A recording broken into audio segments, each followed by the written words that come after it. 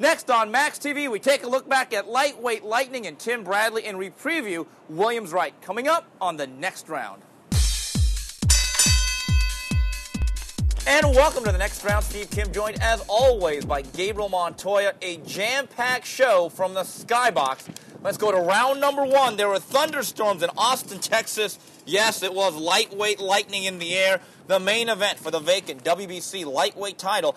Edwin Valero stops Antonio Pitulua in 2 rounds for Valero. His second major world championship, 25 up, 25 down. In the other action, Michael Katsidis stops Jesus Chavez in 7. Vicente Escobedo gets past Carlos Hernandez in 10. And Rolando Reyes with a TKO in 4 over Julio Diaz. Well, let's get right to the main event.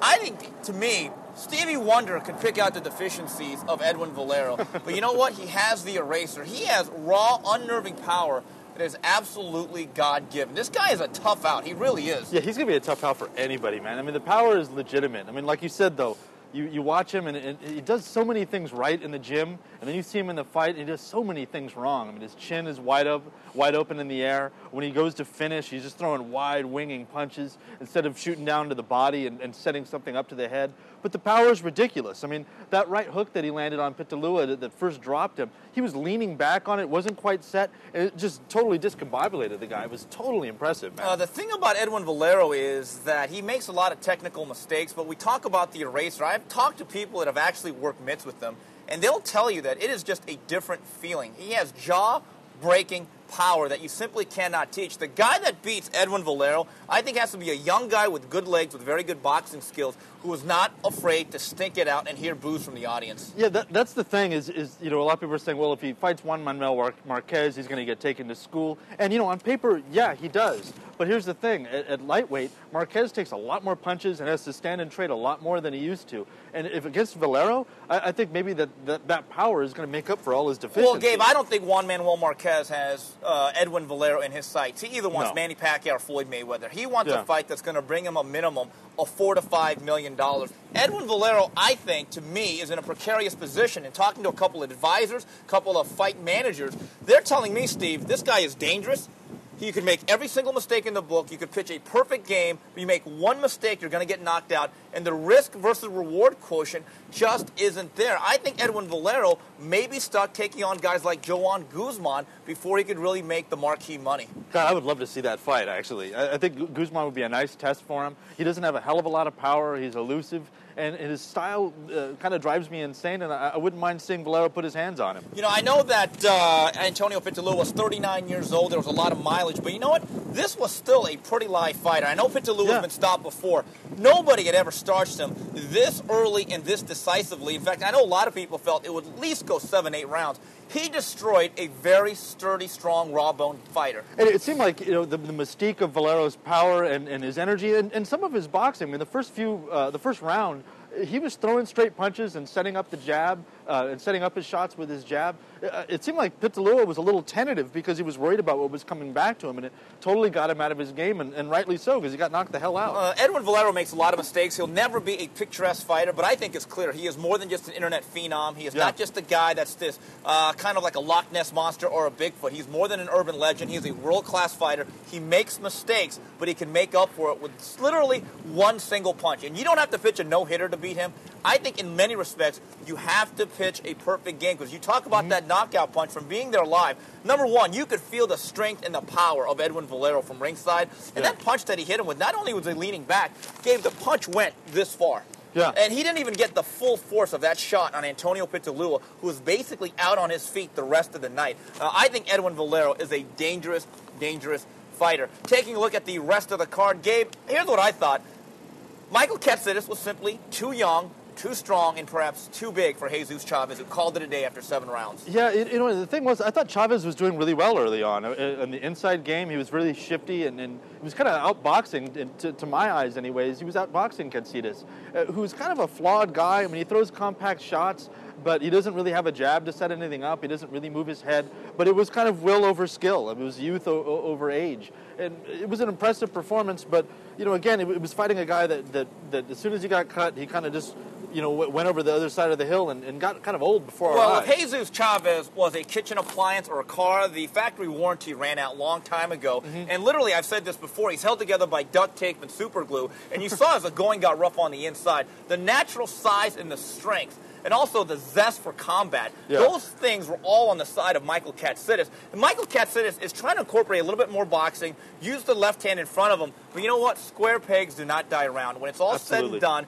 he is a brawling guy that throws a lot of punches. However, guys that can sharpshoot him from the outside with straight punches, I think are always going to give Michael Katsidis problems. I think Valero would give him hell, absolutely. Keep him at a distance and would probably knock him out. But there was the thing that was interesting was watching Katsidis. He was trying to box as they've been trying to get him to do for like 2-3 fights, and he just didn't look comfortable doing it. But as soon as Chavez got cut and Katsidis saw blood, the fight changed, and all of a sudden he jumped all over him and became more what we've seen from Katsidis. It became a brawler that just went for broke. That's who he is. That's who he should be. And another comparison that people make, Gabe, is that he is the modern-day Arturo Gatti. In many respects, I believe that's an apt comparison, but there's a difference. Thunder Gatti at 130 to between and 140 had a one-punch knockout eraser. Yeah. I think Michael Katsidis is a heavy-handed guy, but he does not have the ability to really stretch you out with one shot, and I think that's a big difference. That's a huge difference. I think they're moving in the right direction, trying to add maybe a jab or a double jab to his game, but what they really need to add is some head movement. I mean, he just comes walking straight in. He eats way too much leather to last against a top-level opponent. I think somebody like a Soto would just take him to school and destroy him. Yeah, also on this card, Vicente Escobedo scores 2 early knockdowns, has to struggle down the stretch to beat Carlos Famous Hernandez. It's one of those fights. More memorable moments came from the side of the loser. I thought Carlos Famous Hernandez had the heart the size of Texas. Well, Vicente Escobedo, you kind of come away looking at this fight saying, man, this is a really flawed guy, and you know what? He may have already hit his ceiling. Yeah, I mean, looking at the fight, we got to remember what Carlos Famoso Hernandez was, and we got to just see exactly who Vincent Escobedo is.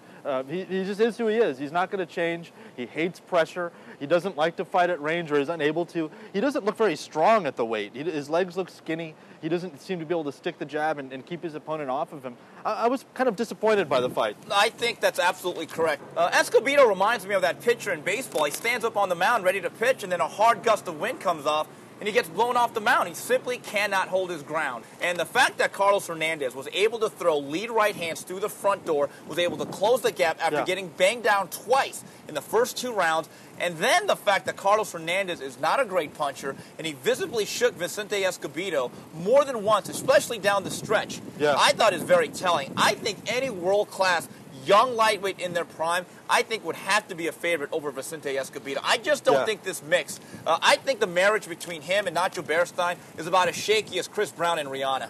Yeah, absolutely.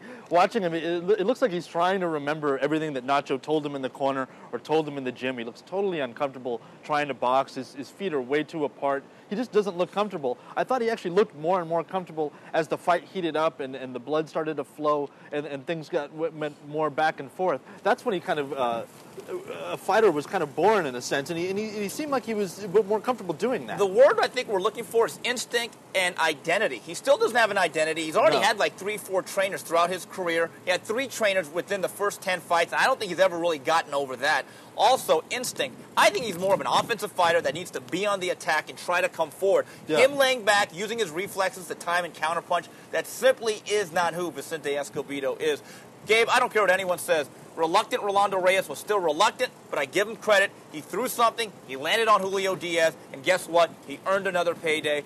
Congratulations to Rolo Reyes. Hey, absolutely, though. But here's the thing. I think the win only is going to encourage him to be reluctant in the future. I mean, here's a guy that sat back for several rounds. He wasn't doing anything, and here was his big shot. He got a last-minute shot at Julio Diaz, which is basically a door to the rest of the lightweights on the card.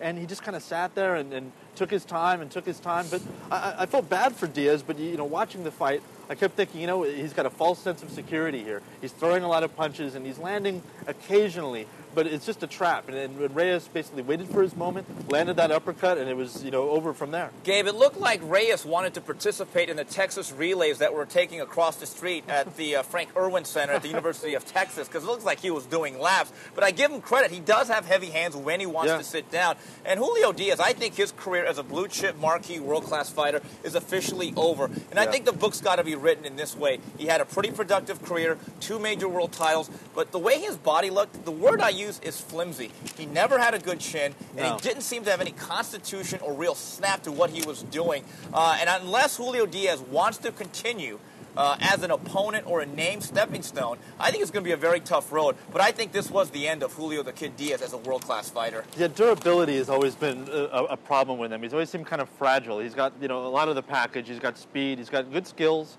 The chin was always missing, and he did have that power. I would tend to agree with you, man. I think it's it's going to be gatekeeper status or retirement, because he's proven that even now at the second tier of guys he's starting to lose. Before it was just the world class level, but now that he's at this point, I think he needs to start thinking about doing something else. Well, that's it for Lightweight Lightning. We come back, we take a look at Showtime. And we are back on the next round. Steve Kim, Gabriel Montoya talking boxing. We had unification on Showtime from the Bell Center in Montreal, Canada, for the WBC and WBO junior welterweight title. Tim Bradley, the Desert Storm, beats Kendall Holt over 12 rounds, overcoming 2 knockdowns, 115-111 twice, 114-112. In the telecast opening bout, super middleweight elimination, Librado Andrade earns another shot at Lucien Bute with a 12-round decision over Vitaly Sipko. Your scores: 117-109 twice, and 120-106. Looking at the main event, Tim Bradley now has 2 major belts. I think this fight was like a very good sandwich for Tim Bradley. In between the 2 knockdowns in the 1st and the 12th round, I thought everything else between, I thought Tim Bradley was the more steady, more consistent, hard-nosed fighter, and despite being knocked down twice, I thought he won this fight in fairly decisive fashion. Yeah, I think the knockdown in the first round for Holt was probably the worst thing that happened to him. It made him totally tentative and kind of waiting to land his big shot. But you look at the 2 fighters, and here was Bradley. He came in, he knew what his deficiencies were, he knew what Holt's strengths were, and he had a game plan that moved accordingly to that. Holt seemed like he was just winging it, like his power and his speed and his experience were just going to get him through, but he didn't really seem to have a game plan, or he wasn't using his jab to set something up later. There wasn't a beginning, middle, and end. And Bradley, man, no matter how many challenges get thrown in front of this young fighter, he just seems to rise to the occasion every time. He's exciting every time out. The thing I like about the Desert Storm is here's a guy, as of last year, had never fought outside of Southern California, never fought outside the state, never gone outside the West Coast, won 2 of his last 3 fights. He's gone to Nottingham, England to beat one of the most difficult styles in junior winter to take this title, and he unifies it again by beating another top 3 or 4 140-pounder on foreign soil. He's beaten Junior Witter and Kendall Holt, 2 of the most difficult styles to decipher in all of boxing. Yeah. And I thought even after the knockdown, where it looked like the Fosbury flop from Dwight Stone, I thought the way he showed his poise and the way he took a knee, which, by the way, he actually practices a drill where he spins around, gets himself dizzy, and takes the knee to gather himself. Wow. And that really came to fruition in the sense that he had never been down, but he had practiced that situation before. And Gabe, I thought by the 2nd and 3rd round, he was pressing the fight very, very intelligently with a steady jab, and he was banging his way to the body. And what's funny about Kendall Holt, he said, "Are you ready for this heart?" I got to be completely honest and blunt. I thought the biggest heart in there, by far, was from Tim Bradley. Absolutely. I couldn't agree more. I mean, yeah, Bradley was ready for the heart, and he was ready for the fight, which Holt didn't seem like he was. He was all fired up, but it was like, again, there was no game plan. It just seemed like he thought that this young kid who's come out of virtually nowhere was not going to be able to handle him, and that just wasn't the case. I love that Bradley fought really small, and he didn't get rattled. Like you said, he's prepared for every eventuality. This is a guy that just, I think the heavyweights could learn a lot from him because he always comes in shape, he always comes prepared. You're never going to see Bradley just not quite prepared. Well, Tim Bradley is a fighter that can be on the cover of Muscle and Fitness, but unlike a lot of those guys, what I like about him, he can run a marathon. He's a very steady, consistent guy. Yeah. He is one of the most physically developed fighters and one of the most physically imposing fighters of this past generation. And what I like about him is that he's not a front runner. The one thing about Kendall Holt, he was bigger than him, he may have been faster than him, he even hits harder from a one-punch perspective. He does have better tools than Tim Bradley, but Kendall Holt reminds me, and you see, you're a football fan, these wide receivers that look the part of the prototype. They're 6'3", they run a 4.3, and they look great in drills. But when it comes to actual game time, Gabe, they're only going to run the out pattern and the deep ball, but they're not going to go across the middle. Yeah. Well, to me, Tim Bradley is like Wes Welker. He's a short little guy that's going to do all the dirty work, and he is productive. I don't think that there's any doubt that Tim Bradley, he may not be a spectacular talent, but look at the things he's done recently. I think he's a very, very tough out at 140 pounds. Yeah, it's not always going to be pretty with him. You know, he's kind of a grinded-out style. He's, you know, three yards in a cloud of dust. But the guy is consistent, and consistency and will over skill goes a long way in my book. I think down the line, if Victor Ortiz does face Andreas Kotelnik and wins that WBA belt, I think a Southern California showdown for unification bout between Victor Ortiz and his incredible power and the overall steadiness and the toughness and the conditioning of Tim Bradley, we could have it at this building right across the street around here at the Staples Center. I think if you build that fight, I think that is a hell of a promotion, Gabe. Yeah, I love that fight, man. You know, right now, it's hard for me to pick against Bradley, but I like the power and the speed of Ortiz and the craftiness. But, man, I can't wait to see that fight. On this undercard, opening up the Showtime broadcast, Vitaly Sipko was basically overrun by Librado Andrade. Librado Andrade was Librado Andrade. I think that's the only way to put it. Yeah, he just keeps coming and coming and coming. I'm glad I saved myself in my Friday column. I don't know what I was thinking last week when I picked Sipko by decision. What the hell were you thinking? I have no idea. I was just high as a kite. So I flipped it in my Friday column and picked Andrade by decision. I mean, the guy is, again, kind of a steady person. You know, he's not the most skilled guy on the planet. He did box a little bit better this time around. He got those right hands in, and his punches were a little bit straight for him. I was kind of excited to see it, and I'm glad that now we've got Butte seems excited about the rematch, and Andrade has put himself in a position to get it.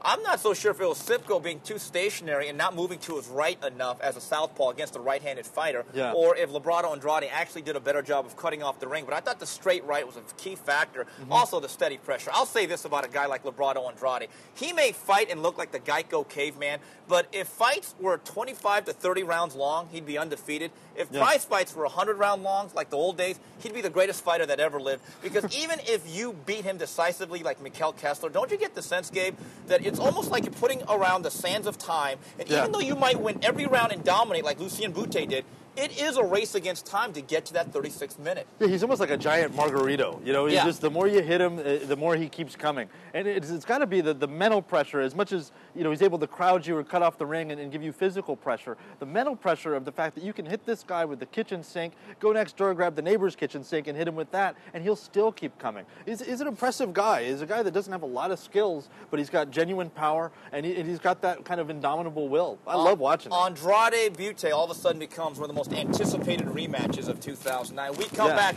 we preview HBO's doubleheader from the Mandalay Bay.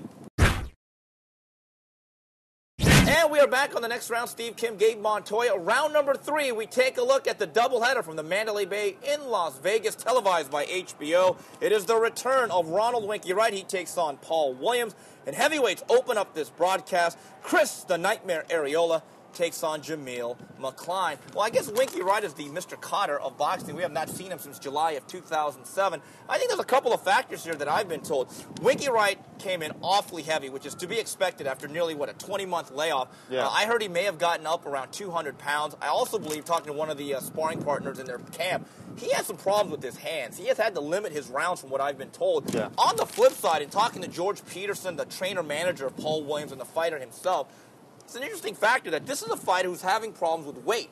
They can't put enough of it on. So there are some variables in this fight.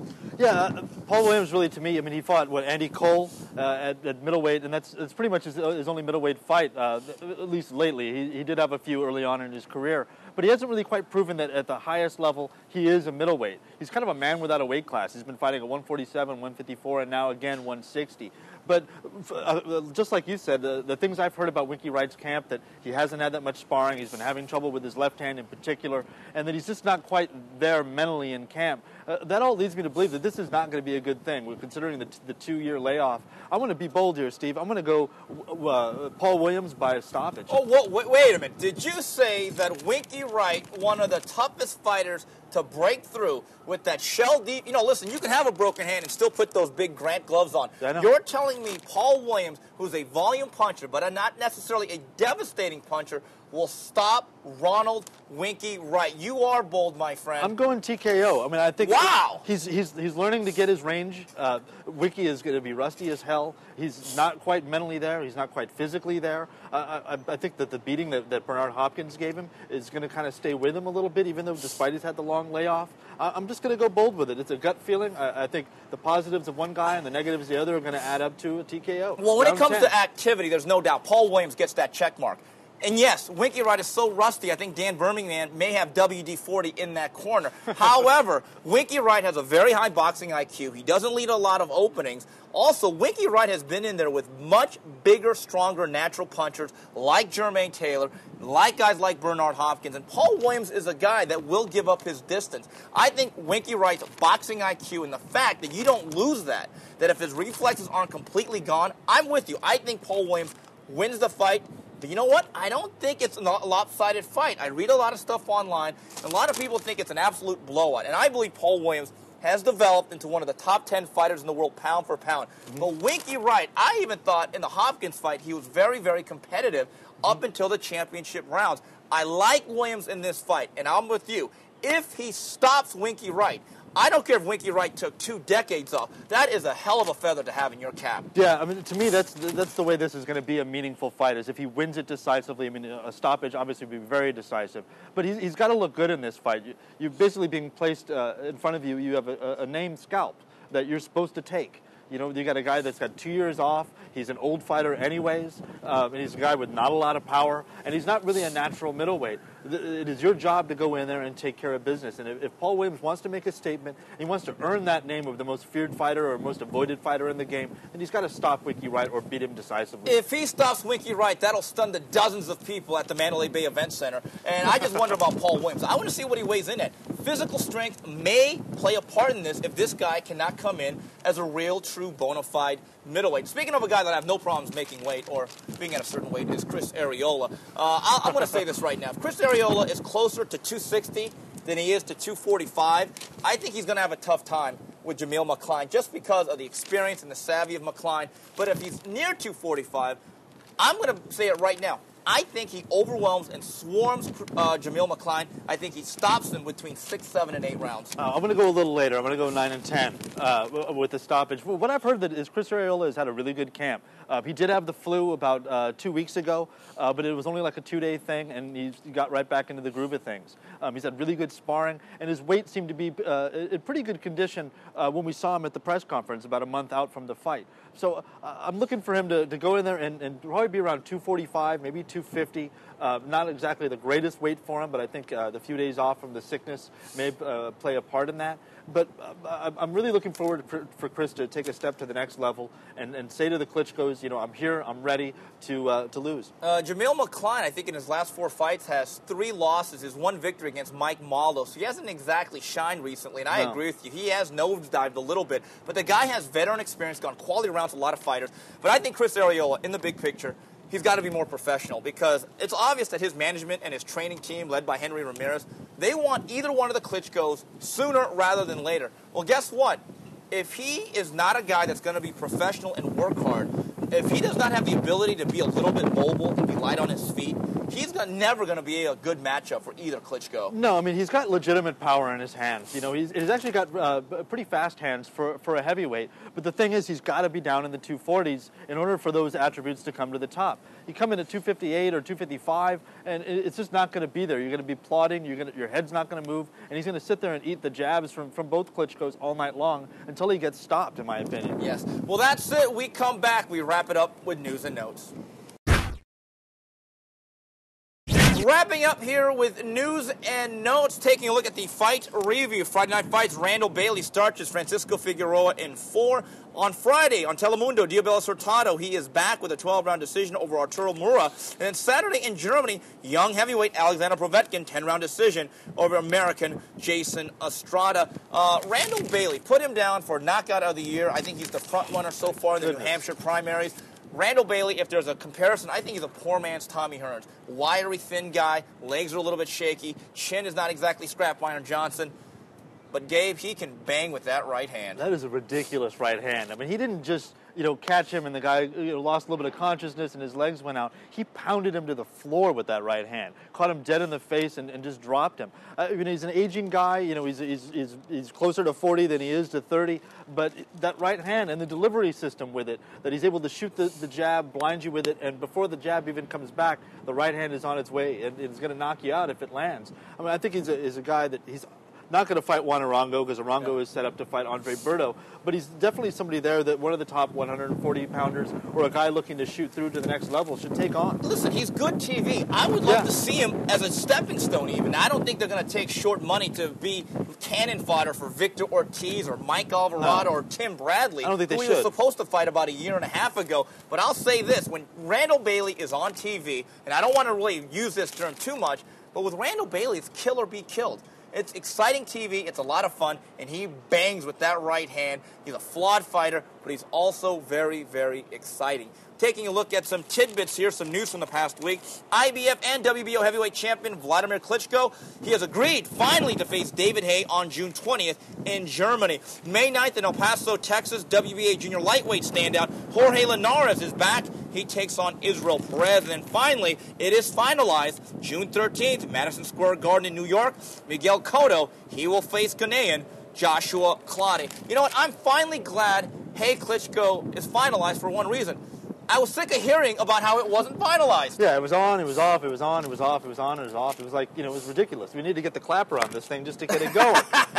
But I'm really excited about this fight. I mean, if there was a fight in the heavyweight division that can get the casual fan and the hardcore fan excited, this is the fight, man. Haye loves to talk some shit, and Klitschko seemed a little bit scared of him. He doesn't really want to face him, and this is the kind of style I think that will trouble him. Haye is a fast guy. He's got power. He's got a shaky chin, but hey, so does the guy in the other corner. I can't believe you just dropped the S-bomb, but I agree with you. One thing that David Haymaker brings is athleticism, speed, power. Talking to him in Vegas a couple of months ago at the Pacquiao-De La Hoya fight, he realizes I'm going to be as light as I need to be and use my mobility along with my power. Not I'm going to gain 30 pounds and have a piano on my back. So he does have the right idea. Gabe, Jorge Linares is one of the most talented young fighters. I remember 3-4 years ago, him giving Manny Pacquiao fits as a 19-year-old guy in the gym. Yeah. Legitimate fits. He made an incredibly big splash in 2007 against Oscar Larios, and since that point on, he's kind of disappeared and become his own version of Edwin Valero. Yeah, he's very much Edwin Valero. Looking at his career this week, it's just kind of he's done the world tour and he's fought a bunch of guys that he's supposed to beat. But that doesn't really do anything for your skills. And how can you raise your game when the guy across the ring from you never is raising his? You're never raising the level of competition. Taken Promotions needs to make a commitment, partner up with an American promotion, and get this guy some fights. Because in between 130, 35, and eventually 40, there is money to be made. And Jorge Linares is a gifted young fighter. How about Linares versus Valero? That's a hell of a fight. Yeah, right absolutely. there. And they were stablemates for a while in Japan. And finally, I'm not going to call for the upset special yet, but I'm looking at the menu. Miguel Cotto, I'm tell you something. Miguel Cotto may have a dinner he may not like. I think Joshua Clottey is a tough fight. I'm not going to tip my hand yet. I'm kind of feeling Clottey, though. I'm feeling Clottey a lot. Ooh. I think I'm actually going to pre-order the upset special. I mean, I know, there's people, nodding their heads and saying, look, Clottey has... Oh, what the hell do they know? Has one gear. He's a guy that doesn't know how to, grab victory and pull it out. But this is a guy... This is the thing that I think about this fight. Cotto has been saying that he's leaving Top Rank. There's a lot of rumblings that he's not happy, especially with the Margarito situation. So here's what Top Rank does. They take one of their guys who nobody wants to fight, and they put him against Cotto. One way or the other, they're going to end up with a champion You mean in this it's the fight. parting gift? It because is. if they really believe Cotto had a long-term future, what upside is there promotionally in having Joshua Clottey if Miguel Cotto is a long-term franchise? There isn't. I think this guy is very tough and he's steady. It's going to be a hell of a fight. It'll go 12 rounds, and I think both guys will say, I was in a fight. Yeah, absolutely. No doubt about it. When you're fighting a Ghanaian, man, you're not going to knock him out. Those guys they're tough, they're angry, and they're going to keep coming. He's got that shell defense. He's got a nice jab and fast hands. It's going to be hard for Cotto to get off his body shots. If he couldn't get his body shots off on Margarito, he's going to have troubles with Clottey. I absolutely agree. Well, that's it for this week's edition of TNR on behalf of Gabriel Montoya and the rest of Max Boxing. Till the next round, goodbye, everybody.